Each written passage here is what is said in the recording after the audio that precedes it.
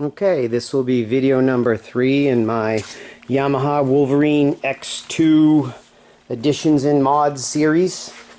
Today we're going to talk about adjusting the suspension. Once again, this is a 2021 Wolverine X2 XT-R 850. So let's show you, first let's go over what the tools are that we're going to need. Alright, so in order to do this, this requires 4 adjustments. Your spring and your upper and lower dampening. Your upper dampening is 2 adjustments, your lower is 1, and then the spring. So normally you get, when you buy shocks, or I do a lot of mods on different ATVs and side-by-sides, and a lot of times they give you a spanner wrench that's really no better than this. Some are a hair thicker, a hair longer, some are black, some are silver, but they're really just a cheap metal tool. And the shocks that are on this Wolverine have a much thicker spring. I didn't think that that was going to work too well, so I found the Yamaha tool, which I found at a decent price. It ended up costing me $30 shipped to me, and I'll put the link to which Yamaha dealer I got it from. And for those of you that want to know, here's the part number right there. Okay. Now the other interesting thing is when I got it right away, you can see it says Pit Posse Tools, and it's number PP2649. And I did look it up once I saw that, and it was no cheaper than buying it from Yamaha, strange enough. I did find a couple of models that were almost identical by using that Pit Posse number that were a few bucks less. And like I said, I'll put a link. But the thing that you need is you need this square 3/8 opening so that you can use a torque wrench, which we'll get to. You need a torque wrench set to 22 foot-pounds for tightening the spring nuts. Now, when I got it, the 3/8 wouldn't fit in there. One of my extensions barely started to fit, but it didn't fit right. So I had to file that just a hair, almost like to take off the manufacturing burrs or whatever you want to call them. And once I did that, it started to fit over the end of the 3/8 torque wrench. But where the detent ball was, I needed to make a small little groove. So I don't know if you can see it there. I made one just right there because the sides are pretty thin. So I went there. So now all I do is I just turn the detent ball down, put the wrench over it, and now it just slides right on, pops on, stays on, and then it'll come out the way it should with the detent ball. So, little mod, I had to do that.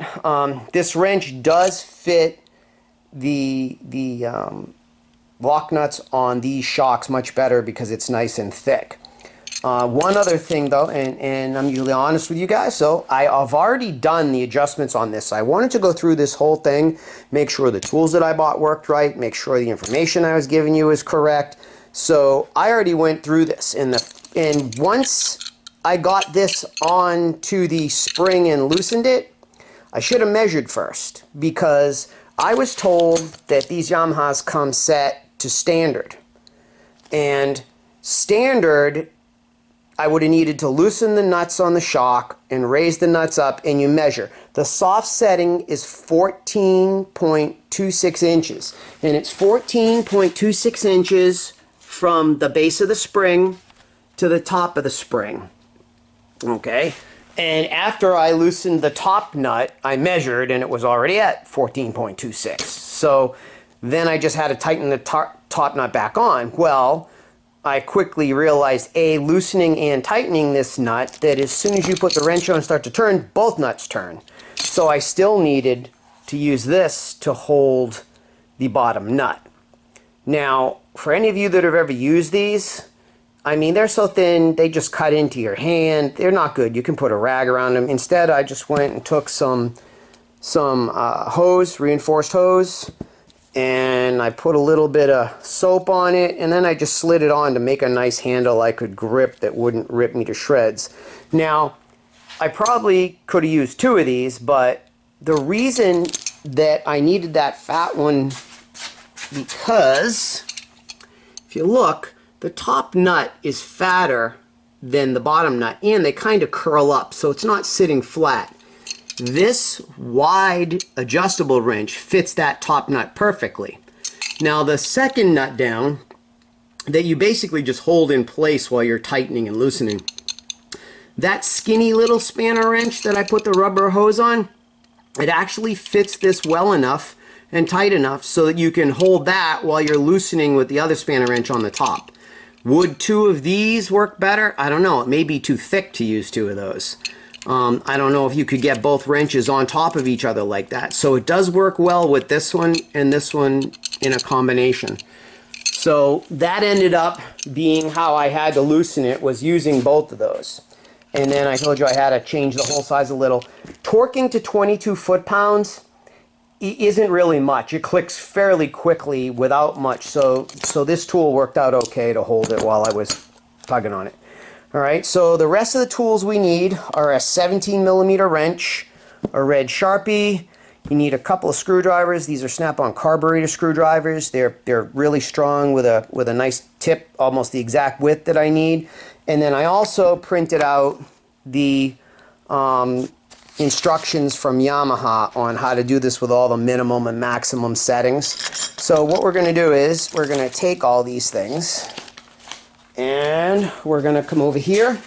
I'm going to stop for a second and set up a tripod so you can watch, and okay, we're back. So remember, first step, you adjust these for your spring height. Like I said, you measure from the top of the spring to the bottom of the spring, and if you want the soft, it's 14.27 inches, standard is 13.96 inches, and maximum hard is 13.72 inches. Now obviously to harden it, you would tighten this lower ring and compress it until you get to that height, and to make it softer you would loosen it. Now as I had mentioned, this one already came preset at soft by Yamaha, so you don't need to adjust it on this one. Now when you are adjusting these, this is the way that they do it. If you rotate it one full turn, it will raise 0.06 inches. So it's nice to put a red Sharpie mark, and remember where you put that mark, so as you see it come make a full revolution, you'll see the red Sharpie mark and you'll know that's one, that's 0.06 inches that it just came up, and you can do your measurements. Because once you know whether it's standard or soft on the spring, you already know it's at 14.27. For soft. So if I wanted to go hard, I would just keep going around till I see it, and it would be 0.06, 0.06. You can also do it by millimeter. They have the millimeter settings. Once you get that set, and like I said, this is already soft, you move on over here, and you've got this 17mm nut right here around the outside of the set screw in the middle. So what you're going to do with that is, you're going to take your wrench, and just so you, in case you want to know what they had it set at, okay, you're going to take your wrench and you're going to tighten this all the way until you feel it stop. Not snug, not tight, you'll just feel it stop. It moves pretty simply. Okay, when it moves and you're all the way closed, okay, and if you counted how many times it went around, then you'll know what setting they had when it stops. Now you don't need to know, but this one was set at 1 1/4 turns out, which is the hard setting. So I want to set it at the soft, standard is 1 1/4 out. Max is all the way in. So it was at 1 1/4, and I want to turn it to soft, which is 1 3/4. So you go all the way until you feel it snug. Then I do the same thing. I usually take whatever one is pointing closest to the top, and I look at it like a clock. And this one, when I did it, was right over like 1 o'clock. All right, and then we had to come, so then I had the mark, and then you loosen it 1 3/4 turns. So you watch that red mark, you get a half, 1, 1 1/2, then you go a quarter. So we ended up over here from where the mark was. Now, this one's all done now. You went 1 3/4 turns out there. Okay, that's all you need to do with that. Now we move on to the set screw. Now the set screw on this one it's got clicks in it. So when you put your screwdriver in it, you'll hear clicks as you move it. I don't think you'll pick it up on the camera. Let me see.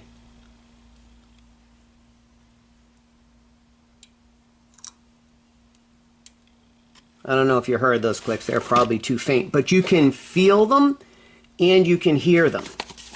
So now with this set screw, you're going to want to turn it all the way in until you feel it stop. It's not, don't over tighten it. Same thing. You're going to know when it stops because it moves pretty easy. And I counted the clicks that went in, and they had that one set to 10. Now, 1 click is usually hard. 12 clicks is standard. They had it on 10. I don't know why, but anyway. So I put it all the way in, and then to set it to soft, you go out 18 clicks. So you do 18 clicks on it, and once you feel that 18th click, you stop. So you did your spring, you got this 3/4 of the way out on this nut, you got that 18 clicks out, so all of that now is set up for your soft suspension. So now we're going to do the last part, okay? Let me just lower this camera, and we'll get to the last one. The last one is at the base, and it's behind the brake drum. Let's see if we can get a good shot at it here for you.